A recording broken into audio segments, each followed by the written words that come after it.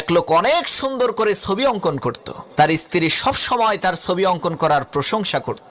একদিন সেই লোকটি চিন্তা করলো, আমার ছবি কি আসলেও সুন্দর হয়, নাকি আমার স্ত্রী আমাকে পাম দেওয়ার জন্য মিথ্যা কথা বলে, এটা একটু পরীক্ষা করা দরকার। যে কথা সেই কাজ।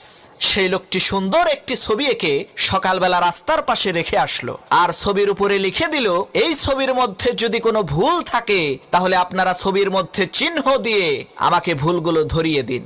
সন্ধ্যাবেলায় যখন সেই লোকটি তার অঙ্কন করা ছবিটাকে দেখলো, তার পায়ের নিচ থেকে মাটি সরে গেল, তার মাথার উপরে আকাশ ভেঙে পড়লো। সে দেখতে পেল তার আঁকানো ছবির মধ্যে শত শত ভুল লোকজন বের করে দিয়েছে। লোকটি তখন বাড়িতে চলে আসলো আর তার স্ত্রীকে বলতে লাগলো, আমি আর কোনোদিন ছবি অঙ্কন করব না। তখন তার স্ত্রী বলল, ঠিক আছে, তবে তুমি আমার একটা কথা শোনো, তুমি আগামীকালকে তোমার আঁকানো আরেকটা ছবি ওই রাস্তার পাশে রেখে আসবা, আর সেই ছবির উপরে লিখে দিবা, আমার এই ছবির